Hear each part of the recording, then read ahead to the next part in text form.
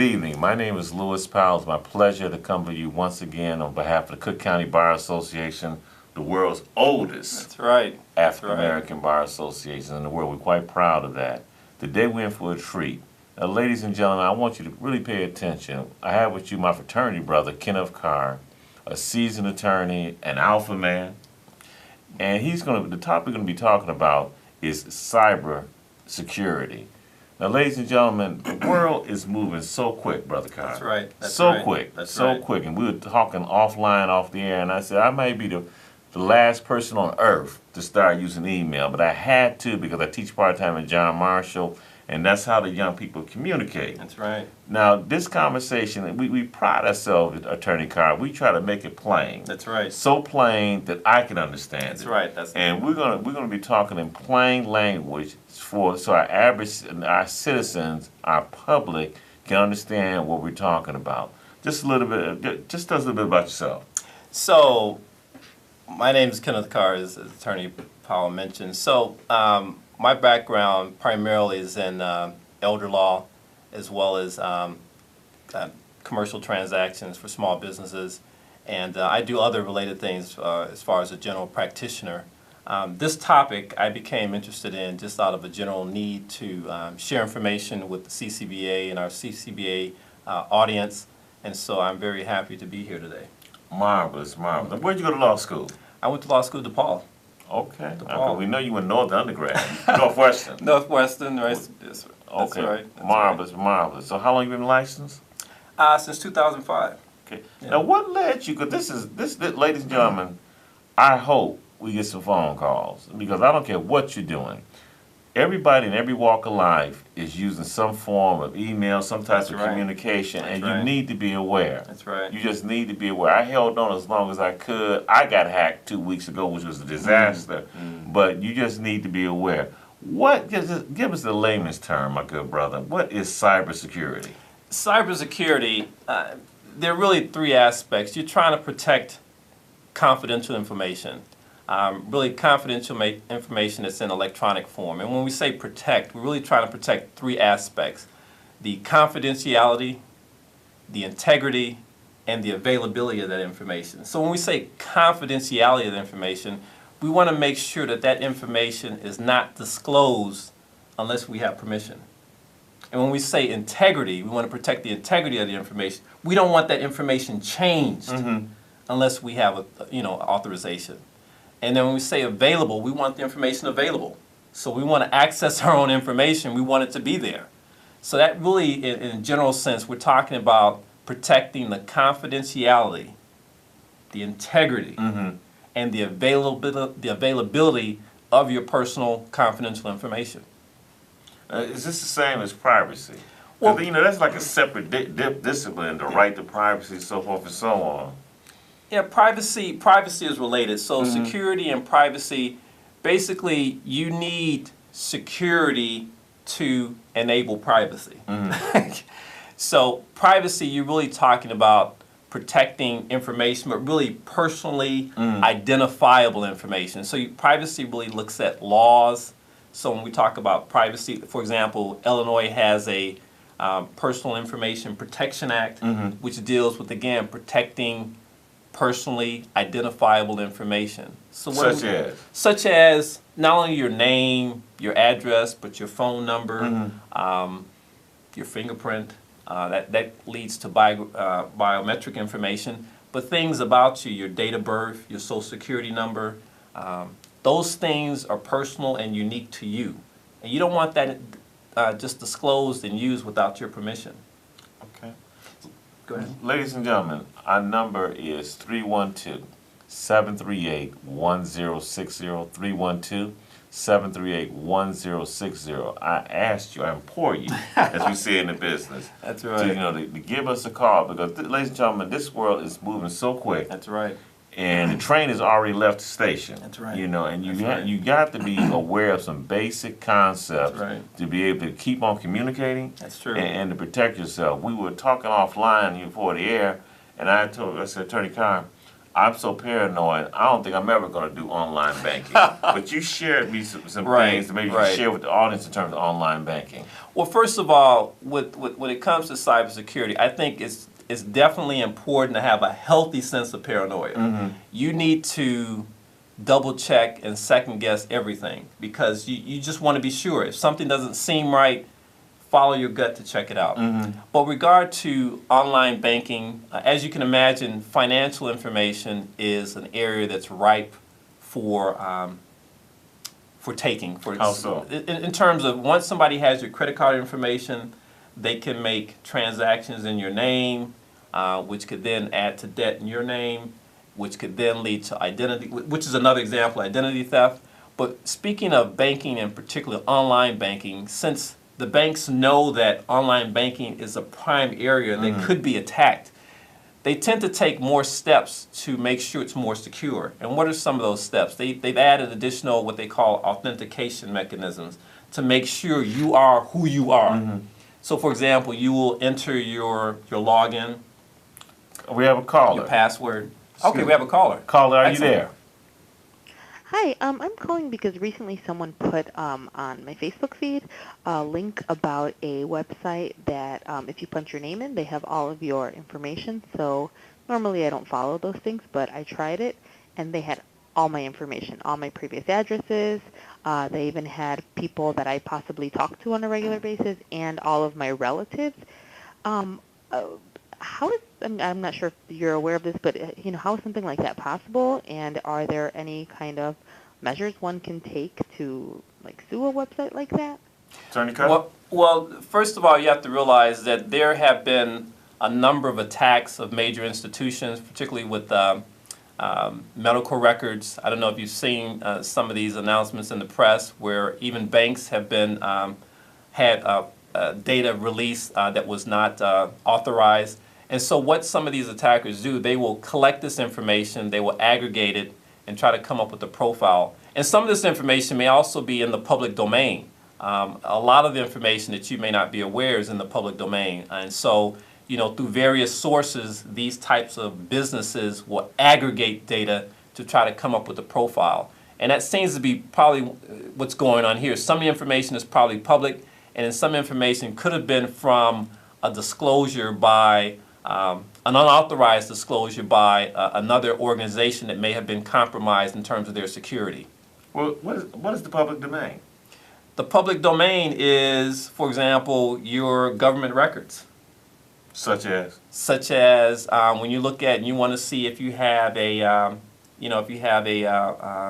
some type of prior criminal record. All that information is online. There are a lot of sites that collect information about that. Those types of things. If you have, because these are things you have to file in court, which become public. And so, you have certain entities that keep track of this information, and it's public depending on where you go.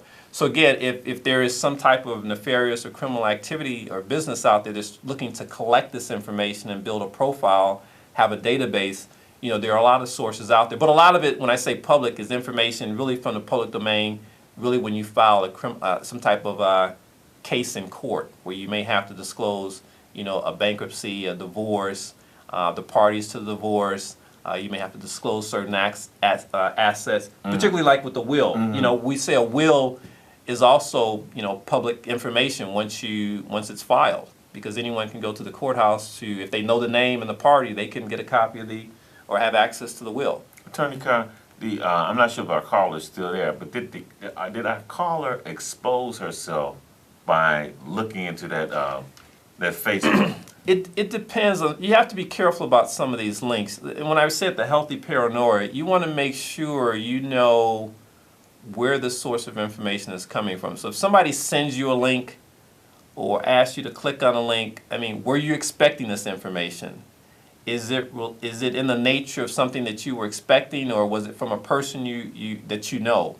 You have to start asking yourself these types of questions, because there are, like I said before, a lot of nefarious characters that are out there seeking to entice you to take action, because when you click on some of these links or open certain documents that you weren't expecting or you don't know where they came from, that can trigger software, which we call malware, that can be activated on your system and do further damage. Attorney Carr, let me ask you this, because I'm truly speaking from a layman's point of view.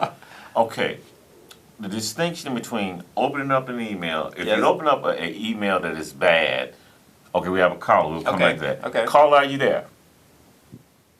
Hi, yes, I am. Your question, please. I'd just like to, I'd like to ask the guest, what's the precedence for liability for IT professionals who either through negligence or through direction fail to deploy adequate cybersecurity for systems that they're responsible for?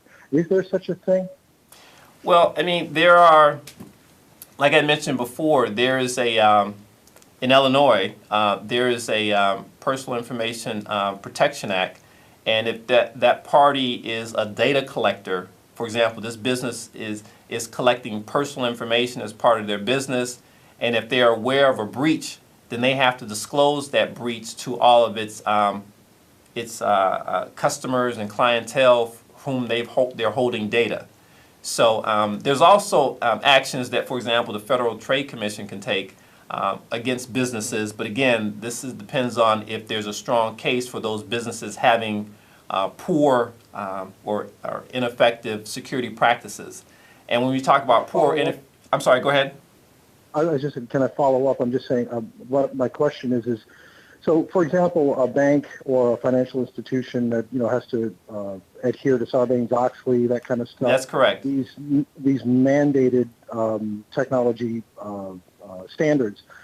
If an IT professional, let's say a network administrator at a bank somewhere, fails to deploy adequate cybersecurity measures, either through inaction of their own or through direction of their superiors, is there precedence out there in the case law of a network administrator having liability for providing those software tools? As far as case law, I couldn't go into that right now. As far as the network administrator being personally liable, I think what would happen is that the entity, the employer would be the entity that would be liable, because unless the IT professional was operating not at the direction of the employer. If the IT professional was following the rules and procedures of its employer, then the employer would have, I would say, the principal liability here. And so, like I had mentioned before. That answered my question. Okay, thank you. Mm-hmm. Thank you, that's a good question. Okay, it was a good question. Circling back, the distinction, you get email, you open it. It's a bad email, somebody, you explained to me off air in terms of phishing for your information. Right. By you opening the email, does that automatically expose you to something bad? Typically, right now, just opening an email doesn't trigger any type of activation of poor, of what we call malware. But like I said, within the email itself, there's usually some type of link or an attachment where that serves as the enticement for you to click on something. Usually that type of clicking on an attachment, clicking on a link, or following a link that's in an unknown email from an unknown sender, that can trigger some bad activity. Okay. But merely just opening an email, as of now, that generally doesn't cause a problem. Okay. Again, ladies and gentlemen, my number is 312-738-1060. This is your Cook County Bar That's right. Association. And ladies and gentlemen, we are serious about getting information out that people can use. Mm-hmm. This is designed not just for lawyers, it's designed for the citizen to get information, practical information they can use on a day-to-day basis. So let me just also say that, each, as the callers have mentioned, each situation is different. And I think to really analyze the situation appropriately, it'll be best to talk with an attorney, because right now we're just providing just general information. So I would say any specific questions that involve a specific situation, if you're really concerned about that particular matter, I would suggest you contact an attorney that specializes in this area. Because I don't want to, our purpose here today is just to provide general information, okay, that applies, it has broad applicability. So we just want to make that disclaimer. Right. Okay. Our job is to inform you in general terms, Right. in hopes enough to give you enough information that you realize that you may have a problem, Right. and to seek a professional Right. to help you with Right. the situation. Right. Attorney Carr, what can we do to protect ourselves? Well, there are a number of things you can do.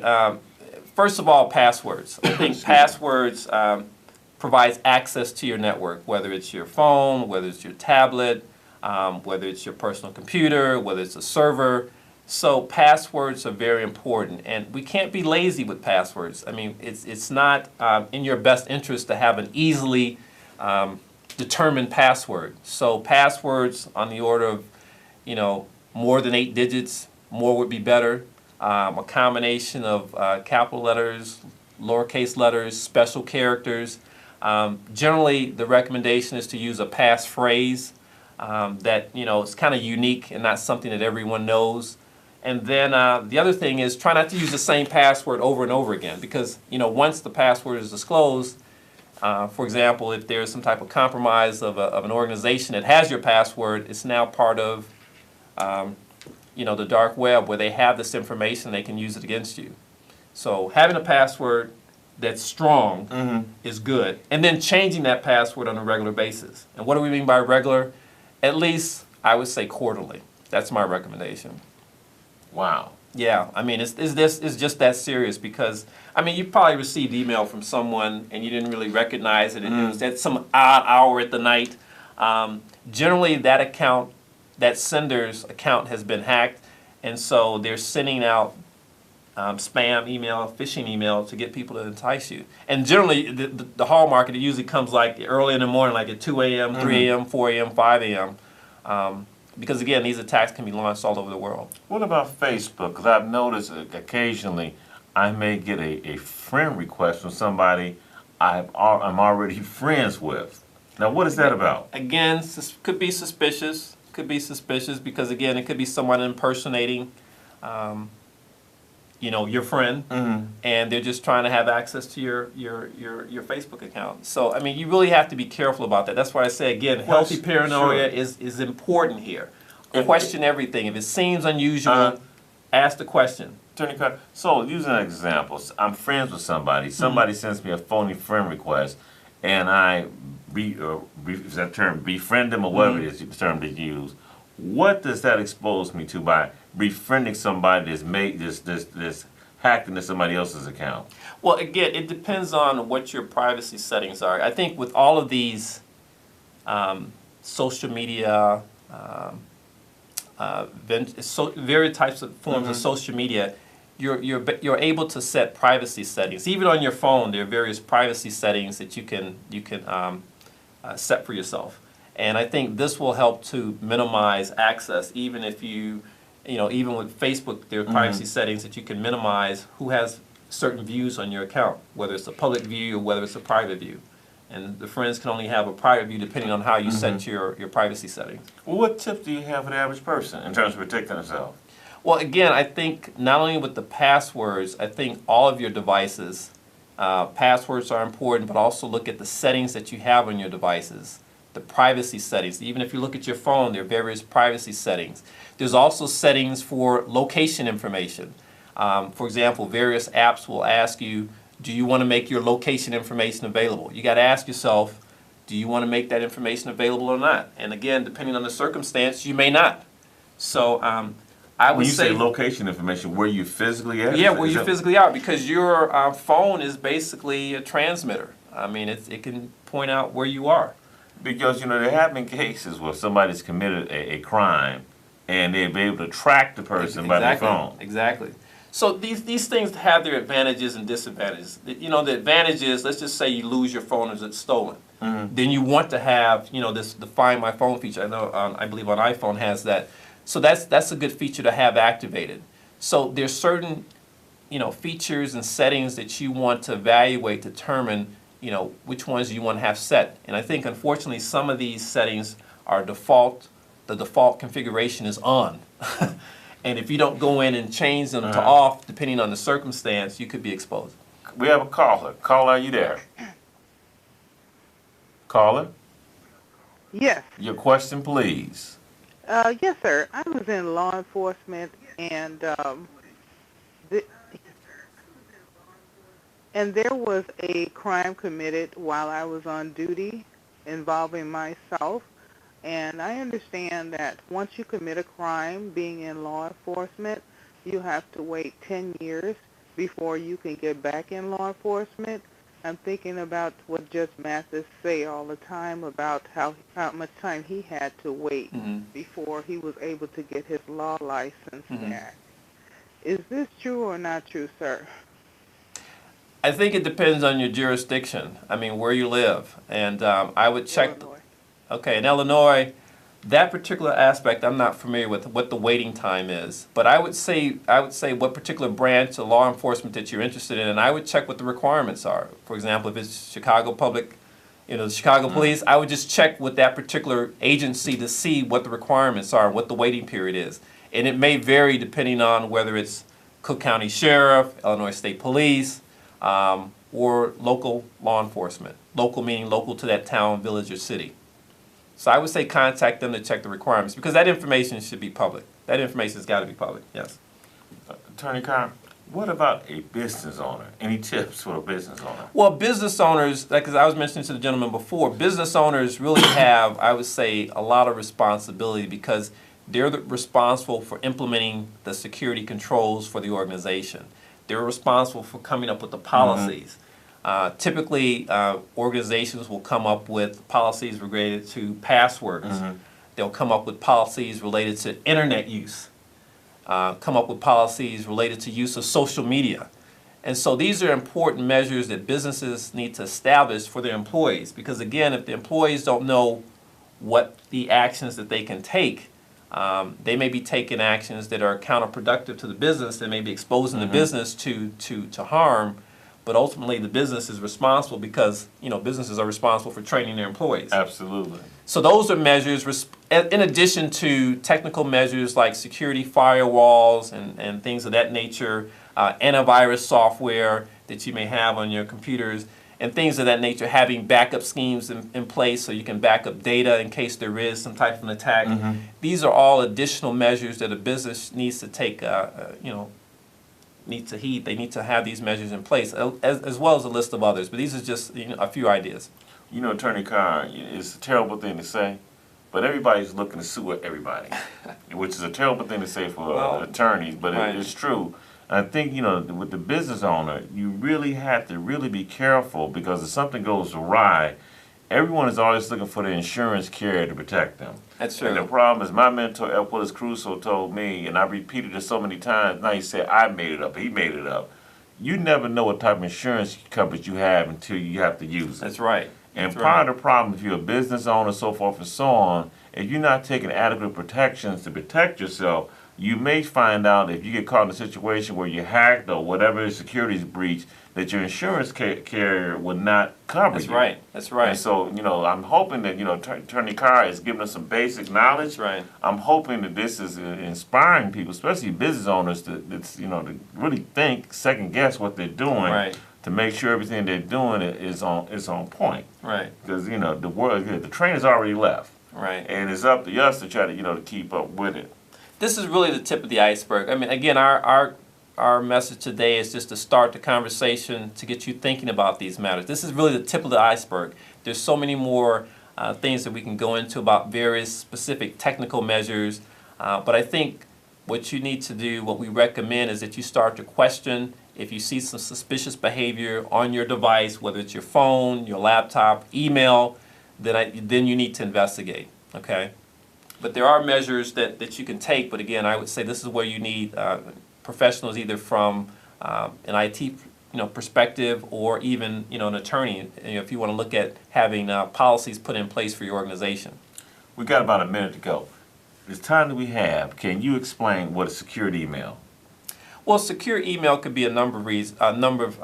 You could have encrypted email, and some email providers, for example, if you're a business owner and you have a business email account through one of the email account providers, for example, Network Solutions, they can offer something that will provide encrypted email, where you and another party can exchange encrypted email. Another way of doing this is if you were to have a password that you create for specific files that you use. So that could be another measure. So like I said, there are various measures that are in place, and just appreciate the opportunity to share this discussion, and we need to keep it going. Attorney Carr, we enjoyed you. Thank you We're for going to have to having me. bring you back. Ladies and gentlemen, we'll be back again the same time, same station. God bless you.